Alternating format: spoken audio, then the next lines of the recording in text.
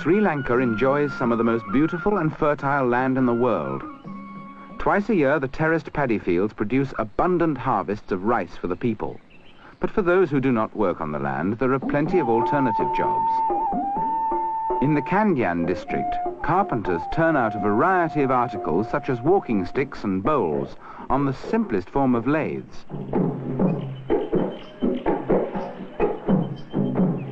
These products are painted with lac, the resinous secretions of the lac insect.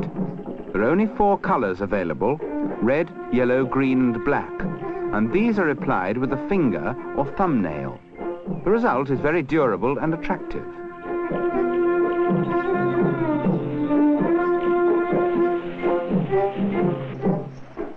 Some families earn a living by marketing cinnamon.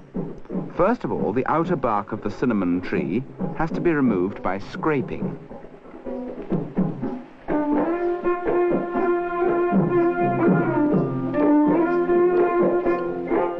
When the bark has been scraped clean, incisions are made along the length of the branch into a second layer of bark.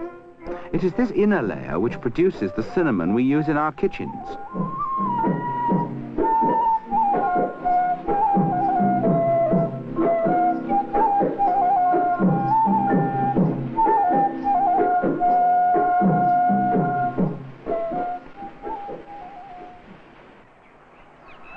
Sri Lanka is a peaceful country, blessed with eternal sunshine, and the people are gentle by nature.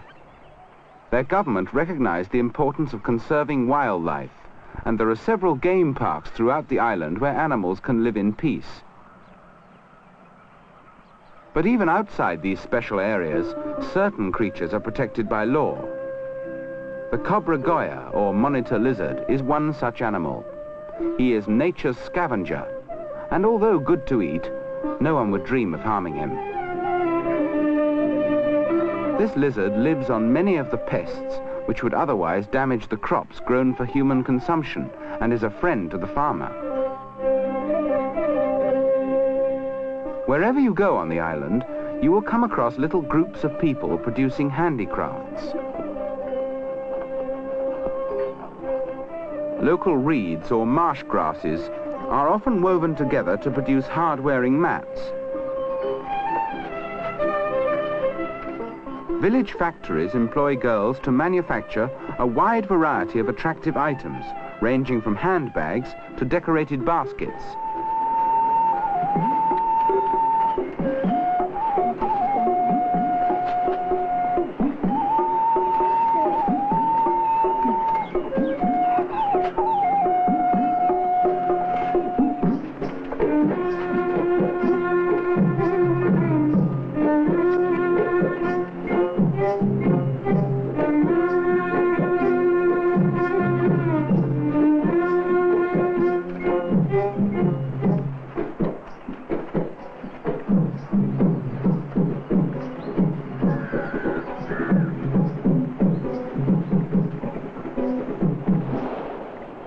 In the monsoon, Sri Lanka's beaches are often shrouded in mist.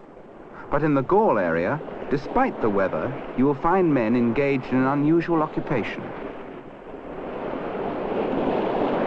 They are pole fishermen, who squat on these flimsy perches for hours at a time with a simple rod and line, protected from the savage breakers by a friendly coral reef. By many fishermen's standards, their catch is not very impressive, but these tiny sardine-like fish make a valuable contribution to the protein needs of the people. During the monsoon days, the catch may be small, but these fish are available along the Galle coast throughout the year, and at other seasons are very plentiful. Galle is a place noted for its lace making, an art which has survived since the Portuguese occupation.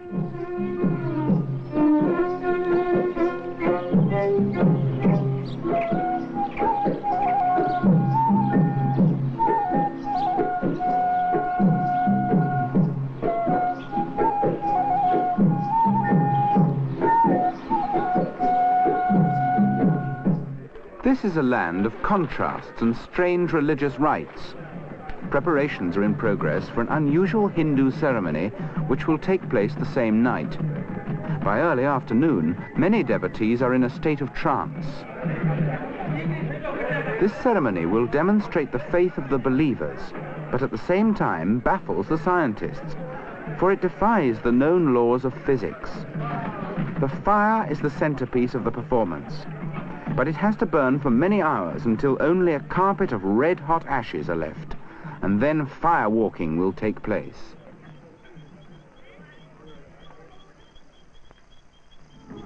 The Buddhists also have unusual ceremonies, and in Kandy, the ancient capital of Ceylon, an annual pageant called the Perahera takes place. This procession dates back to the 12th century and is perhaps one of the world's most dramatic religious festivals. It involves 5 temples, each providing groups of drummers and torchbearers, and on the final nights includes up to 100 elephants.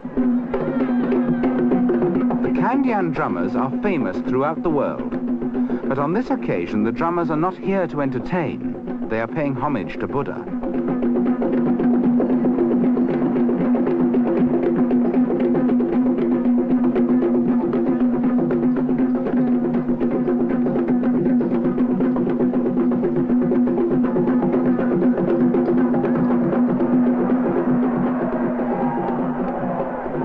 The origin of this festival dates back to the time when the relic of one of Buddha's teeth was recovered from his cremation ashes and was kept for posterity in the Temple of the Tooth in Kandy. This relic was paraded through the streets during the Perahera, but today it is deemed so valuable it is never allowed to leave the temple.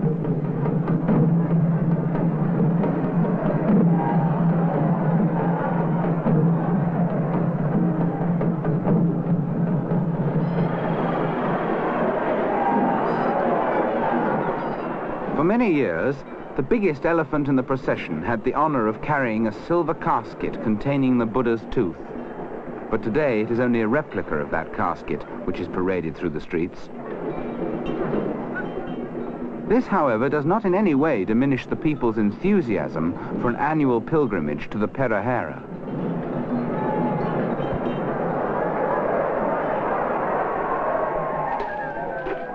Night is also the time when the Hindu fire-walking ceremony begins, but the fire still has a few hours to burn before it is ready.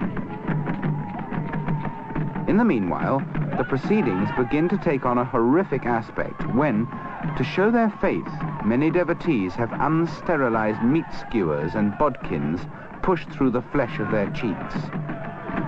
No one knows why this apparent torture does not hurt these people, or why no blood flows from the wounds. It is possible that the long hours of waiting in a state of trance create a form of self-imposed hypnotic suggestion in which they will themselves to feel no pain. However, the devotees will tell you it's all done by religious faith. It's difficult to understand how anyone can enjoy having meat hooks inserted into the flesh of his back. And even more difficult for us to realize that he can dance and at the same time tow a young lad on the ends of the strings without severe pain. Some of the entranced devotees become quite violent, but there are always helpers nearby to see that they do not come to harm.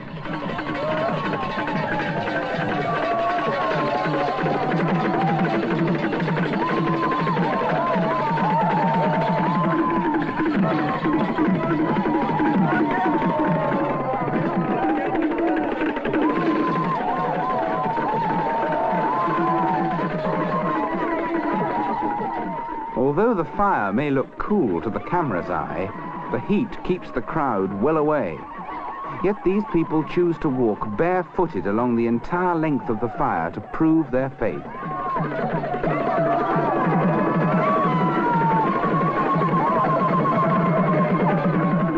In times past, onlookers caught up in the excitement of the proceedings have tried to walk the fire, only to receive severe burns.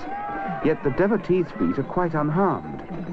Firewalkers have been investigated by many scientific authorities, but no one can explain how bare feet can come in contact with temperatures as high as 420 degrees centigrade without the flesh burning. For normally peace-loving people, these violent acts of self-mortification seem out of place, and yet they are regular occurrences in Sri Lanka and must remain one of the unsolved mysteries of the Orient.